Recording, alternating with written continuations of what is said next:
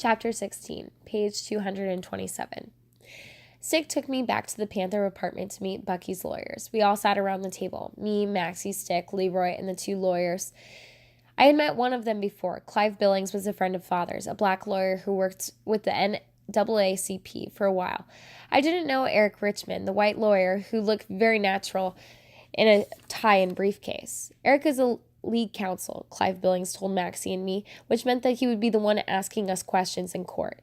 We practiced for a while, and it was easy enough. But then they started talking about what would happen when the prosecutor questioned us. They may ask you about the Panthers, Sam, and we do not want it to go there, Eric said. We'll do everything we can to prevent it. They'll have to prove that it is relevant to the case against Bucky, and we don't think they can do it. A woman wearing a Panther leather jacket walked in, holding the hand of a little girl about 3 years old. The little girl immediately trotted across the room to Leroy. "There's my girl," Leroy said, scooping her up with his arms. He kissed her stomach, and she giggled. The woman laid a stack of papers on the table. "This is everything Roland suggested," she said. She lifted the child off Leroy's lap. "Come on, Mia. Daddy's working. Let's go get everybody something to eat." "Roland?" I said, sitting up straighter, as in my father. I looked at Stick. He held my gaze for a moment and then nodded. "Roland's helping us prepare our defense," Eric Richmond said.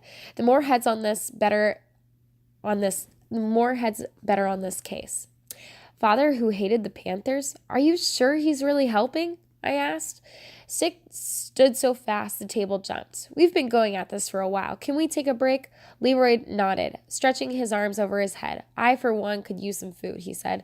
"I'm going to see what my wife's up to in the kitchen." He left the table. The others began stretching as well, and Stick seized my arm and practically dragged me from the table and into the next room. He shut the door behind us and released me with such force, and I sat down hard on the arm of one of the chairs. "Do you even understand what we're doing in there?" Stick demanded. His tone caught me totally off guard. "What? Yeah, sure," I said. "I don't think so." He paced across the bookcase in front of me, his body stiff with anger. I rose to my feet. "What's your problem?" Stick came forward close to me. "This is not about me. It's about you. You say you're ready for this life, but you have no idea what it's about, and you never will until you learn to look past the surface things." The accusation stung. "I don't have to listen to you." I don't need this from Stick right now. I was going to concentrate on the trial preparations. I went for the door. "This, right here, this is the problem with you." "Yeah, how's that?" I tossed the words over my shoulder halfway to the door. "You give up too easily, Sam." "What?" My steps faltered. "No, I don't." "Then why am I looking at your back?" I spun around. "I'm here to testify. I'm not walking away." Stick shook his head. I'm trying to talk to you, and you don't like what you hear, so you want out. It's that way with everything. Things get a little rough or boring, or they don't go the way you want, and you walk away. You should talk. Things are a little rough at home right now. Look who left. I lifted my chin. He had left first, and he had left behind much more than I ever had. I left to do something, not to get away. It's different. You're still gone. His eyes flashed, and I expected him to utter a crashing retort. Instead, he leaned his arms against the back of the chair and sighed. "Did you know we were going to build a clinic right on this block where people could come for free?" "I know," I lied. "I go to the classes, too." Stick sort of chuckled, a strange sound coming from him, and not very funny. "One PE class and now you're an expert? This is a commitment, not a whim." I could commit. I could. "I'm trying to help Bucky," I said. "What do you want from me, Stick?" "What?" He pushed himself off the chair and stood tall. "For starters, if you have anything to say about Father, say it to me or say it to yourself. Don't bring it here. You got that?" I didn't. Bucky's life is on the line. Father would move any mountain he could in order to get him acquitted. Don't accuse him of being anything less than committed. "Father doesn't want anything to do with the Panthers," I said. "He hates them." Stick clapped his hand over his neck and leaned into it. "Sam, you're seeing the slim side of the coin." "It's true. He hates violence in all its forms, but especially guns." Stick sighed. "So do I, Sam," he said quietly. How is it that you didn't know that?" I looked up in surprise. Stick lowered himself into one of the chairs. The anger flowed out of him like a balloon losing air. He rested his forearms against his thighs and ducked his head.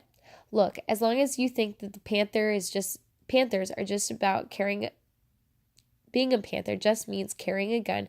You won't be able to understand what's happening here."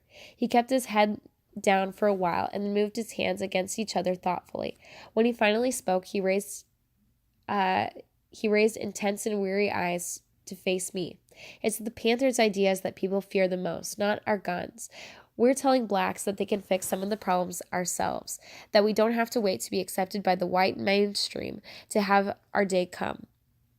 Stick's gaze dug into mine, and he spoke with a certainty that I wish I could feel within myself. "The guns are an idea." "Not even that, actually. They just represent an idea. It's really about breakfasts for hungry kids and a clinic that's going to go up in a year or so. I'm talking about people who have to wait hours to get to a hospital just because they're black, and people who never get to see a regular doctor because it costs too much." Stick was getting crazy intense. His eyes shone, and I tried to tap into his passion, but my head only filled with questions. "It's about defending Bucky and making sure that what happened to him never happens again," Stick continued. The mention of Bucky brought familiar images to the surface. I dealt with them, shoved them into the back of my memory. But they rose again, bringing friends this time. For once, I saw more than Bucky on the pavement. I saw his smile, his gray overalls, the orange jumpsuit that he had worn the day they brought him into the courthouse. I saw him shoveling oatmeal into his mouth and lifting his sister Chanel onto his shoulders. As Stick went on, I let myself be captivated by his words, swept into his vision of the movement. I had been so deep inside Fathers for so long, it felt good to rise above what I knew. I entered another space in that moment, as if I could see a corner of Stick's mind that had long been hidden from me. "It's difference between demonstrating and organizing," Stick said. "Between waiting for handouts that aren't coming or taking care of each other the way that we have to. It's the rock and the river, you know? They serve each other, but they're not the same thing." Leroy knocked on the door and poked his head through. "Sandwiches," he said. "Sorry to interrupt, but it's a free-for-all out there, so I'd get a move on if I were you." He withdrew. Stick and I sat in silence for a few more minutes. His words were still swirling in the air around us, and I breathed deeply, trying to draw myself into him. "So now what?" I said finally. Stick slugged my arm. "So now we eat. And then you'll get ready for court, and after that, it's up to you."